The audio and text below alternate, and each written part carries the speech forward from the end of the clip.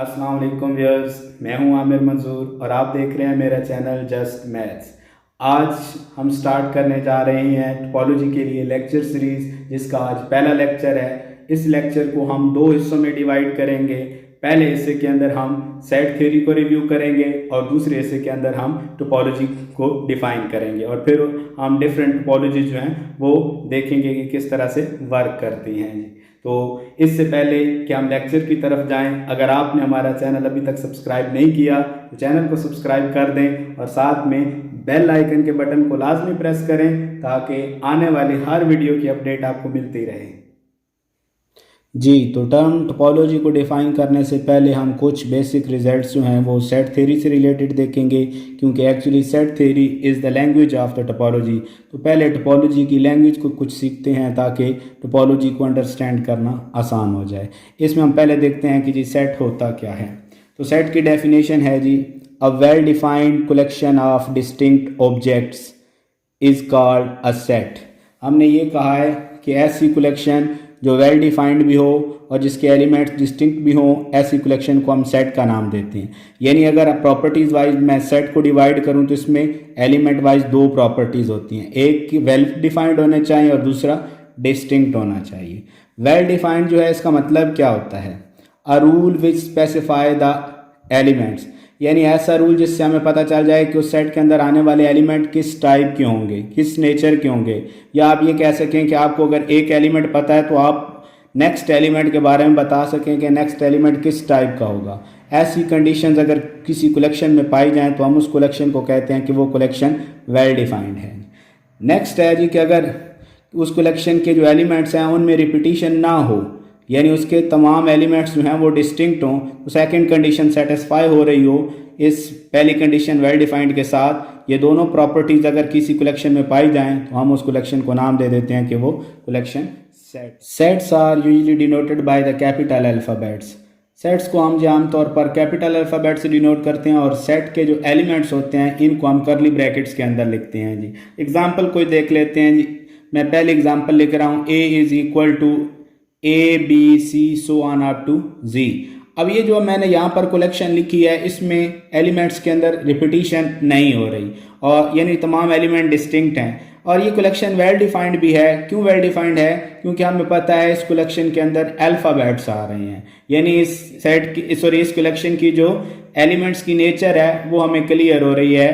तो इस वजह से ये आपके पास जो कलेक्शन है ये वेल डिफाइंड है और इसके एलिमेंट्स डिस्टिंक्ट भी हैं, इस वजह से हम इसको नाम देंगे कि ये सेट है।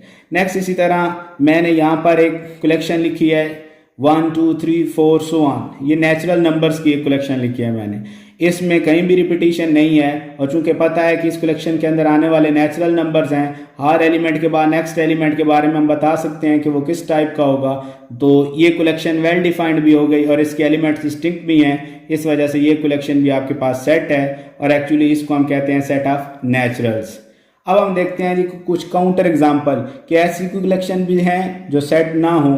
तो उनमें पहली एक कंडीशन मैं लिख रहा हूँ जी, A is equal to collection of dreams. हम अगर किसी इंसान के ख्वाब जो हैं उसके बारे में अगर ये देखना चाहें कि वो ख्वाब की जो कलेक्शन है, ख्वाबों की जो कलेक्शन है, क्या वो आपके पास सेट होगी या नहीं, तो ये कलेक्शन आपके पास वेल डिफाइंड नहीं है।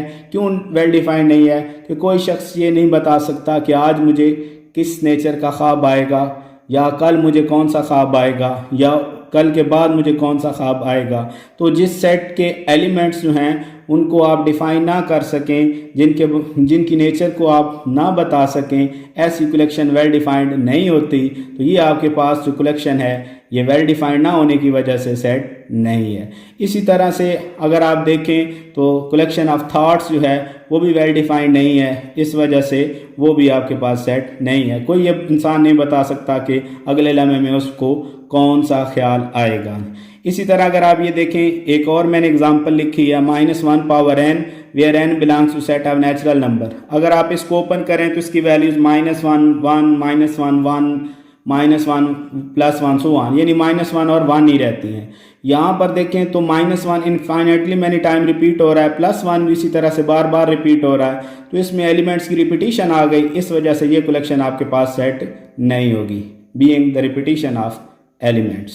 Elements representation for a set. Let A be a set and X be an element of A. यानी अगर आपके पास कोई सेट A है और उसके अंदर मौजूद कोई एलिमेंट X है तो आप उस एलिमेंट को सेट के साथ रिलेशन वाइज कैसे रिप्रेजेंट करेंगे? Then we write X belongs to A. इस सिंबल को कहते हैं बिलोंग्स टू, और इसका मतलब क्या है कि ये एलिमेंट जो है वो अब इसका मेंबर है. This element X belongs to A. इसको पढ़ेंगे कैसे? X बिलोंग्स टू A, या इसको कहेंगे X is member of A. और इसी तरह नीचे अगर देखें तो लिखा हुआ है X बिलोंग वाले सिंबल के ऊपर लाइन जो लगी है, इसका मतलब क्या है? X does not belong to A, या इसको कहेंगे X is not member of A. X does not belong to A. तो अगर कोई एलिमेंट किसी सेट के अंदर मौजूद हो तो उसको इस सिंबल के साथ लिखेंगे X is member of that set, और अगर वो कोई एलिमेंट किसी सेट के अंदर नहीं है तो फिर उसको आप इस सिंबल के साथ लिखेंगे. Next, if a set has no element then we say that set is an empty set denoted by 5. अगर किसी सेट के अंदर कोई एलिमेंट ना हो तो उस सेट को हम एम्प्टी सेट कहते हैं. और एम्प्टी सेट जो है इसको हम डिफाइन किस तरह से कर सकते हैं, मैथमेटिकली लिख किस तरह से सकते हैं? तो आप एम्प्टी सेट को इस तरह से लिख सकते हैं, phi is equal to the set containing element X such that X is not equal to X. यानी उन तमाम X का सेट जिनमें X की इक्वल ना हो. तो डेफिनेटली ऐसा कोई X नहीं मिलेगा आपको जो अपनी इक्वल ना हो. इस वजह से ये जो कलेक्शन है आपके पास, ये आपके पास एम्प्टी आएगी. ये आपके पास एम्प्टी सेट आ गया जी. इसी तरह अगर आप देखें कि रियल नंबर्स वो ले लें जिनका स्केयर नेगेटिव हो, तो कोई भी रियल नंबर ऐसा नहीं है जिसका स्केयर नेगेटिव हो. तो इसका मतलब है इसके अंदर भी कोई एलिमेंट नहीं आएगा, तो फिर ये कलेक्शन भी आपके पास एम्प्टी रहेगी. इसको भी आप एम्प्टी सेट कहेंगे. तो ये मैंने एक रिप्रेजेंटेशन बताई है यहाँ पर कि आप एम्प्टी सेट्स को किस तरह से रिप्रेजेंट. तो नेक्स्ट हम डिफाइन करते हैं जी कि सबसेट्स क्या होते हैं. Let A and B be two sets such that every element of set A is also element of set B. यानी अगर आपके पास दो सेट हैं, एक सेट A है एक सेट B है, अगर सेट A के तमाम एलिमेंट सेट B में मौजूद हैं then we say that A is subset of B. तो फिर हम कहेंगे कि A जो है वो B का सबसेट है. कब? जब A के तमाम एलिमेंट्स किस में मौजूद हों? B के अंदर मौजूद. Denoted as A is contained in B. इस तरह से लिखते हैं जी सबसेट के लिए. A के तमाम एलिमेंट्स अगर B में मौजूद हैं तो इस तरह लिखेंगे A is contained in B. A को हम कहेंगे कि A सबसेट है, और जो सेट किसी सेट में कंटेन करता है, कंटेन करने वाला जो सेट होता है उसको हम सुपर सेट कहते हैं. A सबसेट हो गया और B जो है वो सुपर सेट होगा. If B has at least one point different from A. यही जो हमने सबसेट और सुपर सेट का रिलेशन लिखा है, इसमें आप देखें कि अगर A के तमाम एलिमेंट्स B में हैं, लेकिन अगर एक्स्ट्रा कंडीशन ये हो कि B के अंदर कम से कम एक पॉइंट ऐसा मिल जाए जो A में ना हो. If B has at least one point different from A then A is called proper subset of B. तो फिर हम A को नाम देंगे कि वो B का प्रॉपर सबसेट है, और प्रॉपर सबसेट को हम इस नोटेशन के साथ लिखते हैं. यानी वो जो नीचे आप अंडरलाइन कर रहे थे वो यहाँ पर नहीं आएगी प्रॉपर सबसेट के लिए. इसको आप वेन डायग्राम से देखें कि अगर आपके पास ये जो डायग्राम है इसमें यहाँ मैंने अंदर जो सेट लिखा है इसको मैं सेट A कह रहा हूँ, और इसके बाहर जो सेट मैंने यहाँ पर ड्रा किया है इसको सेट B कह रहा हूँ. अब देखें B के अंदर बहुत से ऐसे एलिमेंट बाहर हैं जो A के अंदर मौजूद नहीं हैं. तो A के तो सारे एलिमेंट B में मौजूद थे. A B का सबसेट है, लेकिन अब कैसा सबसेट है? ये प्रॉपर सबसेट है, क्योंकि B के अंदर ऐसे बहुत से एलिमेंट्स हैं जो A के अंदर मौजूद नहीं है. तो जब भी आपको B का एक ऐसा एलिमेंट मिल जाए जो A के अंदर मौजूद ना हो तो फिर आप सबसेट को प्रॉपर सबसेट का नाम देते हैं. तो यही नीचे कंडीशन मेंशन की हुई है कि point of B different from A. यहाँ पर बहुत से हैं जो कि A के अंदर नहीं है. ये प्रॉपर केस देखें इम्प्रॉपर सबसेट का. If B has no point different from A, यानी A तो B का सबसेट हो लेकिन B में ऐसा कोई पॉइंट ना हो जो A के अलावा हो. तो इसका मतलब क्या बना कि जैसे एलिमेंट्स A के हैं वैसे ही एलिमेंट्स B के हैं. Then we say that A is improper subset of B. In this case we can write a is equal to b। देखें a के सारे एलिमेंट b में थे और एक्स्ट्रा कंडीशन ये है कि b का कोई एलिमेंट ऐसा नहीं है जो a में ना हो, वे डेफिनेटली ये दोनों आपस में इक्वल हो जाएंगे। और इक्वल होने का मतलब ये है कि ये दोनों एक दूसरे के सबसेट्स हैं, a b में कंटेंड है और b जो है वो a में कंटेंड है। जी नेक्स्ट देखते हैं कि बहुत से जो स्टूडेंट्स हैं उन्हें ये कन्फ्यूजन रहती है कि एम्प्टी सेट जो है वो कैसे किसी सेट का सबसेट होता है। तो इसको देखने के लिए पहले मैं यहाँ पर एक कंडीशन जो है उसको डिफाइन कर रहा हूँ। Let A B a set then on imposing any property or rule on the elements of A we must have a subset of A। आपके पास अगर कोई सेट A हो, आप उसके एलिमेंट्स पर कोई भी कंडीशन लगा दें, कोई भी प्रॉपर्टी लगा दें, तो उस प्रॉपर्टी को सेटिस्फाई करने वाले जो एलिमेंट्स होंगे वो डेफिनेटली एक नई कलेक्शन बनाएंगे। और वो कलेक्शन जो है वो चूंकि पेरेंट सेट में से ही आ रही है इसलिए वो पेरेंट सेट का सबसेट होगी। तो पता क्या चला कि जब आपके पास कोई सेट हो उस पर आप कोई भी कंडीशन इंपोज कर दें, उस कंडीशन के रेस्पेक्ट से आपके पास एक नई सब क्लास आएगी, नई सब कलेक्शन आएगी। वो जो सब कलेक्शन होगी वो असल में उस पेरेंट सेट का सबसेट होगी। एग्जांपल देख लें, जैसे यहाँ पर सेट ऑफ नेचुरल नंबर है, मैं इस नेचुरल नंबर के सेट पर प्रॉपर्टी ये लगा रहा हूँ कि अगर यहाँ पर b हम एक ऐसा सेट बनाएं कि नेचुरल ही लेने हैं, लेकिन ऐसे नेचुरल लेने हैं जो मल्टीपल ऑफ 5 हो, तो इसमें सारे थोड़ी आ जाएंगे इसके अंदर। अब इसमें वो आएंगे जो 5 के मल्टीपल्स में आ सकते हैं, मसलन 5, 10, 15 सो ऑन। ये सारे वो एलिमेंट्स हैं जो इस प्रॉपर्टी को सेटिस्फाई करते हैं। और अगर यहाँ पर देखें, ये जो आपके पास कलेक्शन बनी है ये असल में इसी में से आई है, इसका सबसेट है। तो आप जब भी किसी एक सेट के ऊपर कोई कंडीशन इंपोज करते हैं तो उस कंडीशन के रेस्पेक्ट से जो नई कलेक्शन आती है वो असल में पेरेंट सेट का सबसेट होती है। तो ये हमने एक एग्जांपल देखी है यहाँ पर जी।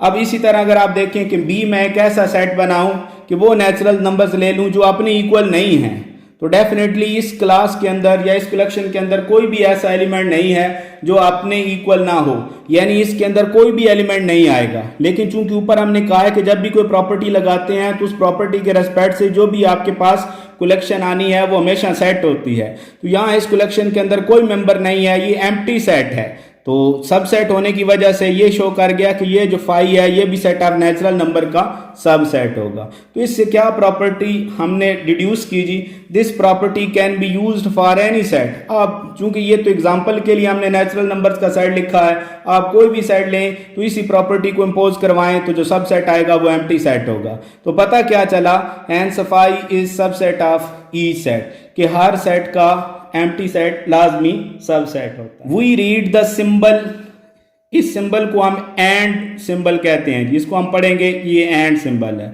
Also we read the symbol, इस सिंबल को हम पढ़ते हैं जी और सिंबल। ये दोनों सिंबल जो हैं ये इसलिए यहाँ पर डिफाइन करने जा रहा हूँ कि इसके बाद नेक्स्ट हमने इंटरसेक्शन और यूनियन को डिफाइन करना है, उसके एलिमेंट्स के दरमियान ये रिलेशन यूज होगा, तो इसलिए पहले यहाँ पर लिख दिया है कि एंड ऑपरेशन इस सिंबल से डिनोट होगा और आर ऑपरेशन इस सिंबल से डिनोट होगा। नेक्स्ट है जी intersection of sets. Let A and B be two sets, then intersection of A and B is the set of those elements which belong to both A and B। कि अगर आपके पास दो sets E और B हों तो उनकी intersection का मतलब क्या है, जो दोनों में कॉमन हो, जो दोनों में मौजूद होंगे एलिमेंट्स वो असल में इंटरसेक्शन के एलिमेंट्स होंगे। We denote intersection of A and B as A intersection B। इस तरह से हम डिनोट करते हैं दो सेट्स की इंटरसेक्शन को, और इसको मैथमेटिकली लिखेंगे किस तरह से, A intersection B is the set of all those X such that X belongs to A and X belongs to B। हम कह रहे हैं कि जी A और B की जो इंटरसेक्शन है उसका सेट के अंदर कौन से एलिमेंट्स होंगे जो A में भी मौजूद हों और B में। को अगर आप डायग्राम से देखें, यहाँ मैंने यहाँ जो वेन डायग्राम में दो सेट्स लिए हैं A और B, इनमें अगर आप देखें तो ये वो पोर्शन है जो A में भी मौजूद है और B में भी मौजूद है, यानी कॉमन पोर्शन है, और कॉमन पोर्शन ही असल में सेट्स की इंटरसेक्शन कहलाती है। तो इसको क्या कह दिया हमने कि ये A इंटरसेक्शन B है। अब अगर आप गौर करें तो A इंटरसेक्शन B वाला जो पोर्शन है ये A में भी मौजूद है और ये पोर्शन B में भी मौजूद है। तो यही बात हमने यहाँ पर लिखी है जी, clearly from figure A intersection B is subset of A and A intersection B is subset of B. तो यहां पर कंडीशन क्या निकली कि जो दो सेट्स की इंटरसेक्शन होती है वह असल में दोनों सेट्स का सबसेट होती है। तो ये हमारे पास इस डायग्राम से रिजल्ट आ गया। अब ये चूंकि दो सेट्स के लिए लिखा था तो इसको हम किसी भी नंबर ऑफ सेट्स के लिए एक्सटेंड कर सकते हैं। जैसे मैं यहां पर 4 तक ले रहा हूं जी, A1 intersection A2 intersection A3 intersection A4। इसको कैसे लिखा जा सकता है कि set of all those X which belongs to AI for each I 1 2 3 4, यानी हर AI के अंदर जो x कॉमन है वो आपके पास अगर इकट्ठे कर लिए जाएं तो ये जो सेट बनेगा ये इन तमाम AIs की इंटरसेक्शन का सेट कहलाएगा। इस इंटरसेक्शन को हम इस तरह से भी लिख सकते हैं, intersection from 1 to 4 AI is the set of all those x such that x belongs to AI for each I from 1 2 3 4। Her AI के अंदर जो मेंबर मौजूद होगा वो डेफिनेटली सबका कॉमन हो जाएगा, और कॉमन है तो फिर वो किस में आ जाएगा, इंटरसेक्शन के अंदर। तो इस तरह से हम सेट्स की इंटरसेक्शन को डिफाइन कर सकते हैं। नेक्स्ट है जी union of sets. Let A and B be two sets, then union of A and B is denoted as A union B and defined as। दो सेट्स अगर आपके पास A और B हो तो उनकी यूनियन को हम इस सिंबल से डिनोट करेंगे।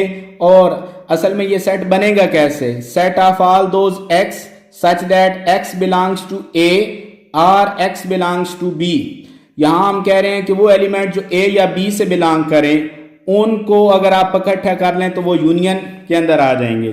ये जो सिंबल R लिखा है, R सिंबल की हमेशा 3 पॉसिबिलिटीज होती हैं। कौन सी पॉसिबिलिटीज हैं वो यहां पर देखें कि if x belongs to A union B, तो इसका मतलब क्या है, x is element of A only, यानी x सिर्फ A से बिलोंग करता हो। या क्या हो सकता है, x is element of B only, कि x सिर्फ B से बिलोंग करता है। और तीसरा केस क्या है, x is element of both A and B, कि x A में भी हो और x B में भी हो। तो ये जो R सिंबल है उसकी 3 पॉसिबिलिटीज यहाँ पर डिस्कस की हमने, कि वो एलिमेंट जो सिर्फ A में मौजूद हो, वो एलिमेंट जो सिर्फ B में मौजूद हो, या वो एलिमेंट जो दोनों में मौजूद हो। ये तीनों टाइप के जो एलिमेंट्स हैं इनको इकट्ठा कर लिया जाए तो ये असल में दोनों सेट्स की यूनियन के एलिमेंट्स बनते हैं। और इसको अगर आप वेन डायग्राम से देखें तो आप यहाँ पर 2 सेट्स मैंने लिखे हैं, ये सेट A है, ये सेट B है। वो एलिमेंट जो सिर्फ A में मौजूद हैं, जो सिर्फ A में मौजूद थे वो ये बाहर वाले, ये वाले एलिमेंट्स हैं, और जो सिर्फ B में मौजूद हैं वो ये सिर्फ बाहर वाले एलिमेंट्स हैं। तो ये पहले केस के एलिमेंट्स, ये दूसरे केस के एलिमेंट, और यहां पर अंदर देखें तो ये वो एलिमेंट्स हैं जो दोनों A और B में मौजूद हैं, यानी कॉमन है। तो इन तीनों केसेस के एलिमेंट्स को अगर आप कंबाइंड कर दें तो आपके पास ये सारे यूनियन के एलिमेंट्स आ जाते हैं। तो इसका मतलब है सेट्स की यूनियन में the elements of set A only, the elements of set B only and the elements of the set A and B, यानी दोनों के अलग-अलग एलिमेंट्स और इंटरसेक्शन के एलिमेंट्स को कंबाइन कर दें तो आपके पास यूनियन आ जाती है। ये नीचे डिफाइन किया हुआ है, ये portion elements of A only है, ये portion elements of B only है, और ये पोर्शन दोनों की इंटरसेक्शन का है। अब अगर आप डायग्राम में देखें तो ये हमने सारे तीनों पोर्शन को मिला के कहा है कि ये यूनियन है। तो ये जो यूनियन वाला पोर्शन है इसी के अंदर A भी कंटेन कर रहा है और इसी के अंदर B भी कंटेन कर रहा है। तो इस डायग्राम से हम क्या लिख सकते हैं, A is contained in A union B and B is contained in A union B। अब आप इसको जरा पिछले रिलेशन के साथ कंपेयर करें। इंटरसेक्शन वाले में हमने क्या कहा था कि इंटरसेक्शन का पोर्शन जो है वो सेट में कंटेन्ड करता है, जबकि यूनियन के पोर्शन में क्या है कि सेट्स जो हैं वो यूनियन के अंदर कंटेन करते हैं। सेट्स सबसेट बन जाते हैं यूनियन के, और जो इंटरसेक्शन है वो आपके पास सबसेट है दोनों सेट्स A और B का। इसी कंडीशन को अगर आप एक्सटेंड करें तो इस तरह से लिख सकते हैं, A1 union A2 union A3 union A4 is equal to the set of all those x such that x belongs to AI for some I equals to 1 2 3 4। यानी अगर किसी भी AI में कोई एलिमेंट मौजूद होगा तो वो किस में चला जाएगा, यूनियन के अंदर। वो अलग-अलग सब का हो या सब में कॉमन हो, वो सारे के सारे मेंबर जो हैं वो यूनियन के अंदर आ जाते हैं। ये बात हम ऊपर डिफाइन करके आए हैं। इसी को कॉम्पैक्ट फॉर्म में इस तरह से लिख सकते हैं, union I from 1 to 4 AI। तो ये हमारे पास इस यूनियन की कंडीशन आ गई। नेक्स्ट देखते हैं जी कि सबसेट और सुपरसेट के दरमियान क्या रिलेशन होता है। If A subset of x, यानी डायग्राम में देखें कि मैंने एक सेट लिया है एक्स जिसका एक सबसेट लिया है ए। अब अगर आप एक्स और ए की इंटरसेक्शन लें तो डेफिनेटली कॉमन एलिमेंट्स सिर्फ यही हैं जो ए के अंदर आ रहे हैं। ए के सारे एलिमेंट चूँकि एक्स में मौजूद हैं तो जब इंटरसेक्शन लेंगे तो ये पोर्शन आपके पास कॉमन आ जाएगा। इससे क्या पता चला कि A intersection X is equal to A. और अगर आप ए और एक्स की यूनियन लें तो यूनियन में चूंकि दोनों के एलिमेंट लिखे जाते हैं और कॉमन एलिमेंट्स भी लिखे जाते हैं, तो जब एक्स और ए को आप कंबाइन करेंगे तो यूनियन में ये सारे पॉइंट्स आ जाएंगे, एक्स के भी और ए के भी। चूंकि ए के सारे पॉइंट्स एक्स में मौजूद हैं इसलिए यूनियन जो है वो एक्स की इक्वल आ जाएगी। तो क्या आ गया जी रिजल्ट आपके पास, A union X is equal to X. इससे अगर आप गौर करें तो यहाँ पर कंडीशन ये बनी कि सबसेट और सुपरसेट की जो इंटरसेक्शन होती है वो हमेशा सबसेट होती है और सबसेट और सुपरसेट की जो यूनियन होती है वो हमेशा सुपरसेट होती है। नेक्स्ट इसी तरह अगर हम एम्प्टी सेट के साथ देखें, एम्प्टी सेट की किसी के साथ भी अगर आप इंटरसेक्शन लें तो आंसर एम्प्टी हो जाता है, क्योंकि इसमें कोई एलिमेंट नहीं है तो कोई एलिमेंट कॉमन नहीं आएगा तो आंसर इसका एम्प्टी हो जाएगा। और अगर आप एम्प्टी सेट की किसी सेट के साथ यूनियन लें तो वही सेट रहना है, क्योंकि चूंकि एम्प्टी सेट के अंदर कोई एलिमेंट नहीं है तो यूनियन की वजह से कोई नया एलिमेंट ऐड नहीं होना, वही सेट आपके पास आ जाएगा। तो ये आपके पास इस तरह से एम्प्टी और एक्स के रिजल्ट जो हैं वो आ गए। देखते हैं जी कि कब कोई सेट फाइनाइट होता है या कब कोई सेट इनफाइनाइट होता है। If the number of elements in a set is finite then the set is finite. अगर किसी सेट के अंदर आने वाले टोटल नंबर जो हैं वो फाइनाइट हों तो फिर उस सेट को फाइनाइट सेट कहा जाता है। या अगर इनफाइनाइट केस देखें तो ऐसा सेट जिसके एलिमेंट्स जो हैं वो फाइनाइट ना रहें तो फिर ऐसा सेट आपके पास इनफाइनाइट सेट होगा। नीचे एग्जांपल्स देखें कि ए जो है इसमें 1 से 50 तक मेंबर्स हैं, यानी टोटल 50 नंबर रहे हैं इसके अंदर, तो ये सेट आपके पास फाइनाइट सेट है। और यहाँ सेट ऑफ नेचुरल नंबर जो है 1 2 3 ये कहीं पर टर्मिनेट नहीं हो रहा, इसके एलिमेंट्स इनफाइनाइट हैं तो ये सेट आपके पास इनफाइनाइट सेट। इसके बाद देखेंगे नेक्स्ट कि किसी सेट का पावर सेट क्या होता है। Power set of a set. Let A be a set, then the set of all subsets of A is called power set of A.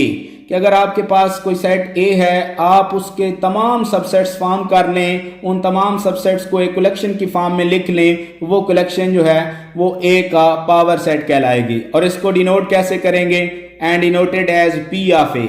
P of A का मतलब क्या है जी, पावर सेट ऑफ ए मतलब the collection of all subsets of A. और इसको mathematically लिखेंगे कैसे, power set of A is equal to the set M such that M is subset of A, यानी ए के सबसेट सिर्फ इसके अंदर आएंगे, तो ए के जितने भी सबसेट्स हैं वो सारे के सारे इसके अंदर लिख दें तो ये आपके पास पावर सेट ऑफ ए आ जाएगा। अब देखना ये है कि हमें कैसे पता चले कि पावर सेट के अंदर किस तरह के एलिमेंट्स या टोटल कितने एलिमेंट्स होंगे। तो अगर तो सेट आपके पास फाइनाइट है यानी उसके अंदर टोटल n एलिमेंट्स हैं, तो फिर उसको कैसे देखेंगे कि उसके पावर सेट में कितने एलिमेंट्स हैं। If A has n elements then power set of A has 2 power n elements. अगर आपके पास सेट जो है उसके अंदर 3 एलिमेंट्स हैं तो उसके पावर सेट में 2 पावर 3 एलिमेंट्स यानी 8 एलिमेंट्स होंगे पावर सेट के अंदर। और अगर किसी सेट के अंदर टोटल नंबर जो हैं वो फाइनाइट नहीं इनफाइनाइट हैं तो फिर उसके पावर सेट में भी इनफाइनाइट मेंबर्स होंगे। If A is infinite then power set of A is also infinite. कि किसी सेट के कंप्लीमेंट से क्या मुराद है, complement of a set. Let A is subset of S, that is A is subset of S, then the complement of A is denoted by A। Power में जो C लिखा है इसको A कंप्लीमेंट बोलेंगे या इसको A प्राइम कहते हैं, लेकिन ज्यादा हम A पावर C वाला रिलेशन यानी A कंप्लीमेंट के लिए ये रिलेशन यूज करेंगे।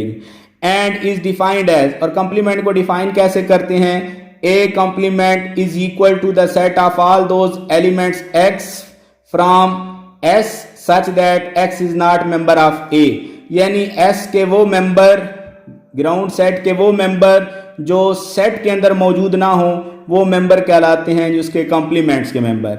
इसको इस तरह से भी लिख सकते हैं, ground set minus set is actually the complement of the set, S minus A is equal to. Diagram से देखें इसको कि अगर आपके पास ये सेट S है बड़ा इसके अंदर मैंने एक सबसेट लिया ए, तो वो एस के मेंबर जो ए के अंदर मौजूद नहीं है, ये सारा पोर्शन वो है जो ए के अंदर मौजूद नहीं है। ये पोर्शन असल में एस माइनस ए है, या इसको क्या कहेंगे कि ये पोर्शन क्या है, ए का कॉम्प्लीमेंट है। तो जो ग्राउंड सेट के मेंबर्स सेट के अंदर नहीं होते वो असल में उस सेट के कॉम्प्लीमेंट में मौजूद होते हैं। इसके बाद है जी डिमॉर्गन्स लॉ, के सेट के ऊपर डिमॉर्गन्स लॉ किस तरह से आप लिखते हैं। दो सेट्स की यूनियन पर अगर आप कॉम्प्लीमेंट लें तो उसको इस तरह लिखेंगे, A union B whole complement is equal to A complement intersection B complement. और फिर इसको आप एक्सटेंड कर दें किसी भी नंबर के लिए, तो इसी तरह से ये जो कॉम्पैक्ट फॉर्म है यूनियन की वो इंटरसेक्शन में चेंज हो जाएगी।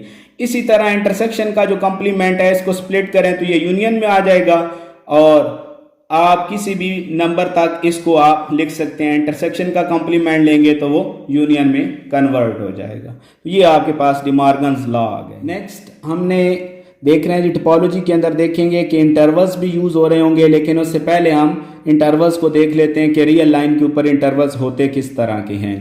There are 4 types of the interval on are.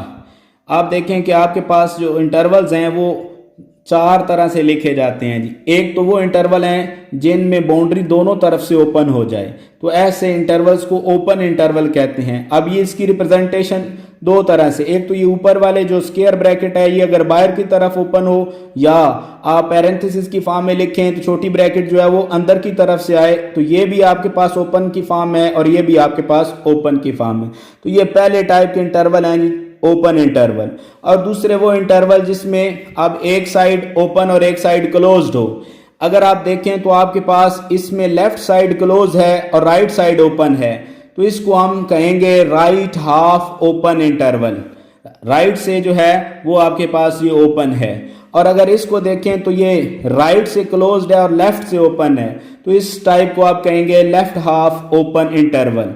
और लास्ट में देखें तो आपके पास जो इंटरवल है ये दोनों साइड से क्लोज्ड है, तो इस इंटरवल को कहेंगे आप क्लोज्ड इंटरवल। तो ये बेसिकली 4 टाइप्स यहाँ पर मैंने डिस्कस की हैं, ये इंटरवल्स की हैं, और इन्होंने आगे टोपोलॉजीज के अंदर या मुख्तलिफ टोपोलॉजीज की जो रिलेशन है उनमें बार बार यूज़ होना है, तो पहले हमें इनके बारे में पता होना चाहिए था कि ये होते किस तरह के। जी व्यूअर्स, अब आ चुके हम अपने असल टॉपिक टोपोलॉजी की तरफ जी। तो टोपोलॉजी से पहले हमने कुछ सेट का बेसिक नॉलेज देखा है जिसको यहाँ पर हम यूज़ करेंगे, और टोपोलॉजीज़ की जो टर्मिनोलॉजीज़ हैं उनको अंडरस्टैंड करने की कोशिश करेंगे। तो चलते हैं अपने मेन टॉपिक टोपोलॉजी की तरफ जी। तो टोपोलॉजी की डेफिनेशन है क्या, late X be a non-empty set, a class tau of subsets of X is a topology on X if and only if tau satisfies the following axioms। कि अगर आपके पास X एक नॉन एम्प्टी सेट है, ये पहली basic condition है, empty set पर आप टोपोलॉजी को डिफाइन नहीं कर सकते। कि अगर आपके पास X जो है वो नॉन एम्प्टी सेट है, आप X के सबसेट्स में से कुछ सबसेट उठा के टा के अंदर रखें, तो आप टा को नाम देंगे टोपोलॉजी का कब, जब टा इन एक्सियम्स को, इन प्रॉपर्टीज को सेटिस्फाई कर दे। ये 3 एक्सियम्स हैं, कौन से, number 1 phi and X belongs to tau, कि आपने जो कलेक्शन बनाई है उसके अंदर फाई और एक्स लाजमी मौजूद होने चाहिए। तो पहली प्रॉपर्टी ये है कि जो टा लिया है उसके अंदर ये दोनों मेंबर्स फाई और एक्स लाजमी हो। Number 2 the union of any number of sets in टा बिलोंग्स टू टा, कि आपने जो कलेक्शन टा बनाई है उसके आप कोई भी आर्बिट्रेरी सब क्लास लें तो उसकी यूनियन लें, वो दोबारा टा के अंदर होनी चाहिए। यानी टा के जो मेंबर्स आपने लिखे हैं उनमें आर्बिट्रेरी सब कलेक्शन का मतलब क्या है कि हर 2-2 की यूनियन लें तो वो भी उसके अंदर मौजूद हो, हर 3-3, हर 4-4, इस तरह जितनी भी पॉसिबिलिटीज हैं सब क्लासेस की, उन सब क्लास के एलिमेंट्स की यूनियन लें, तो वो यूनियन का रिजल्ट जो है वो दोबारा उसी सेट उस क्लास टा के अंदर मौजूद होना चाहिए। तो ये सेकंड प्रॉपर्टी है। और तीसरी प्रॉपर्टी क्या है, the intersection of any 2 sets in टा बिलोंग्स टू टा, क्या आप टा के कोई से 2 मेंबर लें, हर 2 मेंबर की जो इंटरसेक्शन है वो दोबारा टा के अंदर मौजूद होनी चाहिए। तो ये तीसरी प्रॉपर्टी है इंटरसेक्शन के रेस्पेक्ट से, कि हर पेयर जो दो एलिमेंट का पेयर होगा टा का, उसकी इंटरसेक्शन दोबारा टा में मौजूद होनी चाहिए। अगर ये तीन प्रॉपर्टीज किसी टा के लिए सेटिस्फाई हो जाएं तो उस टा को हम कहते हैं कि वो टोपोलॉजी है। अगर किसी सेट के ऊपर कोई टा टोपोलॉजी बन जाए तो फिर उसको एक्स के साथ मिला के अगर हम पेयर की फॉर्म में लिखें तो फिर ये पेयर, द पेयर एक्स टा इज कॉल्ड टोपोलॉजिकल स्पेस। इसको हम टोपोलॉजिकल स्पेस का नाम दे देते हैं। और सेकंड ये है कि आपने जब टा के ऊपर इन प्रॉपर्टीज को चेक कर लिया, ये प्रॉपर्टी सेटिस्फाई हो गई तो टा को टोपोलॉजी का नाम दे दिया। अगर टा टोपोलॉजी बन गई तो फिर उसके मेंबर्स को क्या कहेंगे? The members of the topology टा आर कॉल्ड टा ओपन सेट्स और सिंपली द ओपन सेट्स। अब जब टा टोपोलॉजी बन जाए तो फिर उसके मेंबर्स को कहते हैं टा ओपन सेट्स या उसको सिंपली ओपन सेट्स कहा जाता है। नेक्स्ट कुछ एग्जांपल्स देखते हैं जी टोपोलॉजी की। पहली एग्जांपल मैं ले रहा हूँ इनडिस्क्रीट टोपोलॉजी। ये किस तरह से डिफाइन होती है? Let X be non empty set the collection tau which is phi and X, यानी ऐसी कलेक्शन जिसके अंदर सिर्फ दो मेंबर हों, एक्स के सिर्फ दो सबसेट्स हों, ये कलेक्शन आपके पास टोपोलॉजी फॉर्म करती है। And this topology is known as indiscrete topology. Tau form a topology, this topology is called indiscrete topology. अब अगर आप देखें कि टा अगर इनडिस्क्रीट टोपोलॉजी हो तो फिर उसको एक्स के साथ अगर मिला के पेयर की फॉर्म में लिखें तो फिर उस पेयर को हम कहेंगे इनडिस्क्रीट टोपोलॉजिकल स्पेस या सिंपली इनडिस्क्रीट स्पेस। तो ये पहली डेफिनेशन है जी इनडिस्क्रीट टोपोलॉजी की, ऐसी टोपोलॉजी जिसमें सिर्फ दो मेंबर्स हों फाई और एक्स। और ये एक्चुअली किसी भी नॉन एम्प्टी सेट के ऊपर जो टोपोलॉजीज डिफाइन होती हैं उनमें सबसे छोटी टोपोलॉजी है। नेक्स्ट एग्जांपल 2 है जी डिस्क्रीट टोपोलॉजी। डिस्क्रीट टोपोलॉजी कैसे डिफाइन होती है? Let X be a non empty set and D be the collection of all subsets of X. आप एक्स के तमाम सबसेट्स ले लें और उन तमाम सबसेट्स को एक क्लास डी के अंदर लिख दें जी। ये मैंने यहाँ पर डी लिखा है, इसकी जगह कोई भी टा भी लिखा जा सकता है, कोई भी आप रिप्रेजेंटेशन दे सकते हैं। तो डी के अंदर अगर एक्स के तमाम सबसेट्स लिख दिए जाएं then this D is the topology on X, तो ये लाजमी टोपोलॉजी बनेगी। This topology is called discrete topology. अब देखें कि अगर डी जो है वो एक्स के तमाम सबसेट्स की है तो डेफिनेटली उसके अंदर फाई और एक्स भी हैं, और आप उसके दो मेंबर लें, तीन मेंबर लें, चार मेंबर लें, हर सब क्लास जो है उसकी यूनियन लें तो दोबारा जो सेट बनना है वो एक्स का ही सबसेट होना है। तो एक्स के तमाम सबसेट चूंकि डी के अंदर मौजूद हैं इसलिए हर सब क्लास की यूनियन जो है वो डी का ही सबसेट होने की वजह से दोबारा डी में आ जाएगी। और तीसरा इसी तरह से अगर आप डी के अंदर से कोई भी दो मेंबर उठाएं, वो चूंकि एक्स के सबसेट्स हैं तो उनकी इंटरसेक्शन है तो वो दोबारा एक्स के ही सबसेट्स रहने हैं। तो एक्स के जितने भी सबसेट्स हैं वो डी के अंदर पड़े हुए हैं। इस वजह से तीसरी कंडीशन जो है कि हर दो मेंबर्स की इंटरसेक्शन भी दोबारा डी में आ जाती है, तो तीसरी प्रॉपर्टी भी सेटिस्फाई हो जाती है। इसलिए यहाँ पर जो डी है वो टोपोलॉजी है और इस पेयर एक्स डी को हम कहते हैं जी डिस्क्रीट स्पेस। नेक्स्ट एग्जांपल 3 के लिए मैं x की वैल्यू ले रहा हूँ जी a b c d e। अब x के सबसेट से कुछ क्लासेस हमने बनाई हैं जिनको नाम दे दिया है टा 1, टा 2, टा 3। अब देखना इनको ये है कि इनमें से कौन सी कलेक्शन जो है वो हमारे पास टोपोलॉजी फॉर्म करती है। इससे पहले कि हम इनको चेक करें कि कौन सी कलेक्शन टोपोलॉजी है, एक चीज़ हमें क्लियर यहाँ पर कर लेनी चाहिए कि फाई और एक्स जो है इनको ना तो हम यूनियन के लिए चेक करेंगे और ना ही इंटरसेक्शन के लिए, क्योंकि ये ट्रिवियल केसेस हैं। आप किसी भी सेट की फाई के साथ यूनियन लें वही सेट आ जाता है, और किसी भी सेट की फाई के साथ इंटरसेक्शन लें तो फाई आ जाता है। इसका मतलब है इनके यूनियन और इंटरसेक्शन के रिजल्ट्स हमेशा इसके अंदर मौजूद होंगे। सिमिलरली एक्स की किसी के साथ भी आप यूनियन लेंगे तो आंसर एक्स आ जाएगा, और एक्स की किसी के साथ भी इंटरसेक्शन लेंगे तो वही सेट आ जाएगा। ये ट्रिवियल केस हैं, इनके रिजल्ट्स उसी कलेक्शन के अंदर मौजूद होंगे। तो आप जब भी आपको यूनियन या इंटरसेक्शन चेक करनी होगी तो आप फाई और एक्स के अलावा जो बाकी एलिमेंट्स हैं उनके लिए चेक करेंगे। तो देखते हैं नेक्स्ट जी के इनमें से कौन सी कलेक्शन जो है वो टोपोलॉजीज फॉर्म करती हैं। Clearly tau 1 is a topology on X as it satisfies all the required axioms. यानी अगर आप टा 1 को देखें तो उसमें फाई और एक्स भी मौजूद है और फिर सेकंड कंडीशन के लिए हर आर्बिट्रेरी जो सब क्लास है उसकी यूनियन लें तो वो भी टा1 के अंदर ही मौजूद है, और टा1 के हर दो मेंबर्स की इंटरसेक्शन भी टा1 के अंदर ही मौजूद है। तो टा1 तीनों एग्जाम्स को सेटिस्फाई करता है, इस वजह से टा1 टोपोलॉजी है। लेकिन टा2 और टा3 टोपोलॉजीज नहीं है। टा2 टोपोलॉजी क्यों नहीं है कि अगर आप देखें तो ये दो मेंबर ए सी डी और बी सी डी ये दोनों टा2 में मौजूद हैं, लेकिन जब आप इनकी यूनियन लेते हैं तो उसका आंसर बनता है ए बी सी डी, जो कि टा2 के अंदर मौजूद नहीं है। तो इसका मतलब है कि टा2 की एक सब क्लास हमें मिल गई कि जिसकी यूनियन टा2 के अंदर नहीं है, तो सेकंड एग्जाम सेटिस्फाई नहीं हो रहा, इस वजह से टा2 जो है वो टोपोलॉजी नहीं होगी। और अगर टा3 को देखें तो इसके दो मेंबर मैंने लिए हैं ए सी डी और ए बी डी ई, इन दोनों की इंटरसेक्शन अगर लें तो ये बनता है ए डी, जो कि टा3 के अंदर मौजूद नहीं है। तो इसमें थर्ड एक्सियम सेटिस्फाई नहीं हो रहा, इस वजह से टा3 जो है वो हमारे पास टोपोलॉजी नहीं होगी। नेक्स्ट एग्जांपल है जी 4 यूजुअल टोपोलॉजी ऑन आर पर यूजुअल टोपोलॉजी जो है वो किस तरह से डिफाइन होती है।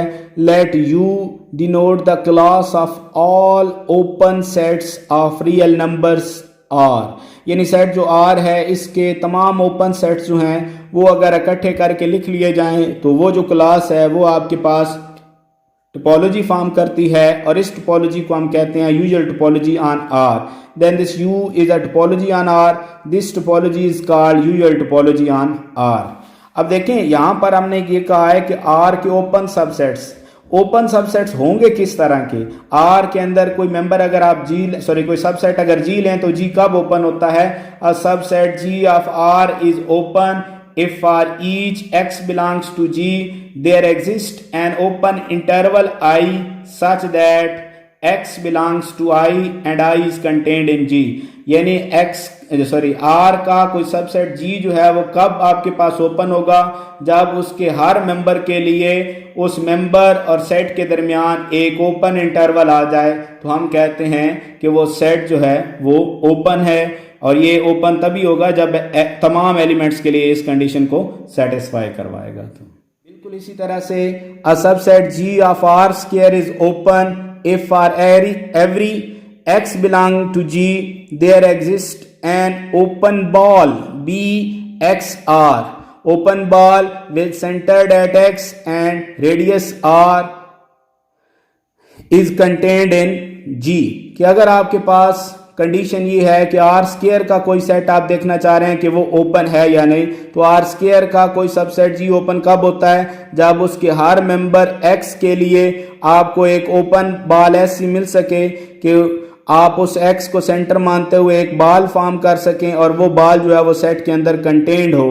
तो अगर हर एक्स जी के हर एक्स के लिए एक्स और जी के दरमियान में ओपन बॉल इस तरह की मिलती जाएं, तो आप ये कह सकते हैं कि जी जो है वो ओपन सेट होगा किसका, आर स्क्वायर का। नेक्स्ट एग्जांपल है जी कोफाइनाइट टोपोलॉजी क्या होती है। Let X be non empty set and tau be the collection of all those subsets of X whose complements are finite together with five.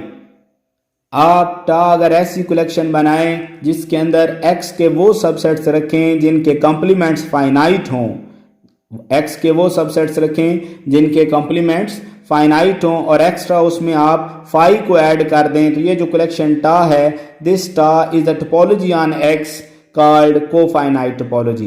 ऐसी collection topology form करते हैं और इसको हम कोफाइनाइट टोपोलॉजी कहते हैं। अब यहाँ पर देखने वाली बात ये है जी कि अगर x आपके पास फाइनाइट सेट है तो फाइनाइट सेट का तो हर सबसेट जो है वो अपना कंप्लीमेंट फाइनाइट ही रखता है। तो इसका मतलब ये है कि अगर सेट फाइनाइट हो तो उसके हर सबसेट का कंप्लीमेंट फाइनाइट ही होगा। इस वजह से x का हर सबसेट जो है वो इस टा के अंदर मौजूद होगा। तो ये टा तो वही बन जाएगी जो डिस्क्रीट थी, यानी सारे सबसेट्स आ जाएंगे इसके अंदर। तो यही बात नीचे मेंशन की गई है कि if x is finite then the discrete topology on x and the cofinite topology on x are same.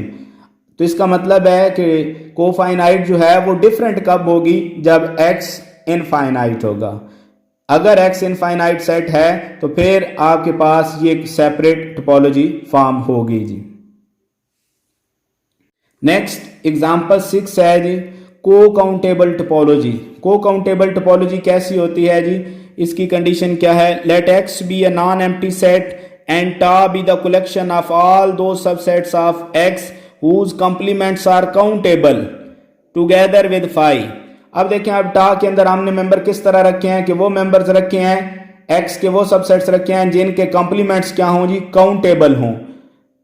अब वो क्लास जिसमें एक्स के वो तमाम सबसेट्स हैं जिनके कंप्लीमेंट्स काउंटेबल हैं और एक्स्ट्रा उनमें हमने फाई को मिला लिया। देखें, काउंटेबल सेट का मतलब क्या होता है, काउंटेबल हम कहते हैं कि ऐसा सेट जो फाइनाइट हो या ऐसा सेट जिसको सेट ऑफ नेचुरल नंबर के साथ कंपेयर किया जा सके, यानी जिसकी कार्डिनलिटी वही हो जो सेट ऑफ नेचुरल नंबर की है, तो ऐसा सेट काउंटेबल कहलाता है। तो अगर आपके पास एक्स जो है उसके वो तमाम सबसेट्स उठा लिए जाएं जिनके कंप्लीमेंट्स काउंटेबल हैं और एक्स्ट्रा उसमें फाई को आप मिला लें, तो ये जो कलेक्शन बनती है टा, ये कलेक्शन टोपोलॉजी है और इस टोपोलॉजी को हम कहते हैं को काउंटेबल टोपोलॉजी। यहां भी बिल्कुल सेम वही बात है कि अगर आपके पास सेट एक्स जो है वो फाइनाइट हो तो फिर डेफिनेटली उसके हर सबसेट का कंप्लीमेंट भी फाइनाइट होगा यानी काउंटेबल होगा, तो फिर एक्स के तमाम सबसेट्स इस टोपोलॉजी के अंदर आ जाएंगे, तो ये टोपोलॉजी भी डिस्क्रीट टोपोलॉजी ही जैसी हो जाएगी। यानी अगर एक्स फाइनाइट हो तो फिर डिस्क्रीट टोपोलॉजी लें या को फाइनाइट टोपोलॉजी लें या को काउंटेबल टोपोलॉजीज लें, ये तीनों एक जैसी टोपोलॉजीज बनती हैं। ऐसी टोपोलॉजीज हैं जिनमें एक्स के तमाम सबसेट्स आ जाते हैं। तो ये आपके पास केस आ गया जी, को काउंटेबल, को फाइनाइट और डिस्क्रीट के लिए। यहाँ भी वही बात है कि अगर एक्स इनफाइनाइट होगा तो फिर जो को काउंटेबल टोपोलॉजी है वो एक नई डिफरेंट टोपोलॉजी बनेगी। नेक्स्ट एग्जांपल 7 है जी, lower limit topology. Lower limit topology जो है इसको डिफाइन करते हुए आप अपने माइंड में यूएल टोपोलॉजी की डेफिनेशन को रखें तो फिर इसको समझना आसान होगा। इसके बाद हम अपर लिमिट टोपोलॉजी को भी डिफाइन करेंगे, वो भी उसी तरह से आपने डिफाइन करनी है जैसे यूएल टोपोलॉजी को आपने डिफाइन किया था। तो इसको डिफाइन करते हैं, let R be the set of real numbers and tau be the collection of all those subsets G of R such that either G is equal to 5। हम ये कह रहे हैं कि अगर R set of real number हो और टा की कलेक्शन इस तरह की है कि टा के जो मेंबर या तो एम्प्टी हो या क्या कह रहे हैं, if G is not equal to 5 then for each x belongs to G there exist a right half open interval H such that x belongs to H and H is contained in G. हम ये कह रहे हैं कि टा के अंदर वो मेंबर्स हैं या तो वो एम्प्टी होगा और अगर एम्प्टी नहीं है तो फिर उसमें ये लाजमी प्रॉपर्टी होगी कि उसके हर मेंबर एक्स के लिए आपको एक राइट हाफ ओपन इंटरवल लाजमी मिलेगा कि एक्स उस राइट हाफ ओपन इंटरवल से बिलोंग करता है और वो राइट हाफ ओपन इंटरवल जी में कंटेन करता है। अभी इससे पहले हमने जो यूजुअल टोपोलॉजी को डिफाइन किया था वहां पर हमने कहा था कि रियल लाइन के ऊपर कोई भी सबसेट जो है वो ओपन कब होता है, उसके लिए हमने ये कहा था कि उस सबसेट के हर मेंबर एक्स के लिए एक्स और जी के दरमियान अगर ओपन इंटरवल मिल जाए तो फिर हम कहते हैं कि वो सेट जो है वो ओपन सेट है। तो लोअर लिमिट टोपोलॉजी के अंदर क्या है कि आपके पास आर का कोई सबसेट जी हो तो वो ओपन कब होगा, जब उसके हर मेंबर एक्स के लिए एक्स और जी के दरमियान एक हाफ ओपन इंटरवल मिल जाए, राइट हाफ ओपन इंटरवल मिल जाए, तो फिर आप ये कहते हैं कि वो जो सेट जी है वो आपके पास इस लोअर लिमिट टोपोलॉजी का ओपन सबसेट हो जाएगा। तो इस तरह से हम लोअर लिमिट टोपोलॉजी को डिफाइन करते हैं। ये कलेक्शन टोपोलॉजी फॉर्म करती है, इस टोपोलॉजी को हम कहते हैं लोअर लिमिट टोपोलॉजी। और बिल्कुल सेम इसी तरह से आप नेक्स्ट अपर लिमिट टोपोलॉजी को डिफाइन करेंगे। एग्जाम्पल 8 है जी, इसमें हम डिफाइन करेंगे कि अपर लिमिट टोपोलॉजी क्या होती है। Let R be the set of real numbers and tau be the collection of all those subsets G of R such that either G is empty or if G is non-empty then for all X belongs to G there exists left half open interval H such that X belongs to left half open interval H and this left half open interval is contained in G। यानी G के हर member X के लिए अगर X और G के दरमियान left half open interval मिल जाएगा तो फिर आप ये जो जी है इसको इस टा के अंदर रख देंगे, तो टा के अंदर इस तरह के वो मेंबर जो इस प्रॉपर्टी को सेटिस्फाई करें या एम्प्टी हो, वो सारे हमने टा के अंदर रखे हैं। तो टा जो है अगर इस तरह की कलेक्शन हो तो ये टोपोलॉजी फॉर्म करती है। इस टोपोलॉजी को हम कहते हैं अपर लिमिट टोपोलॉजी।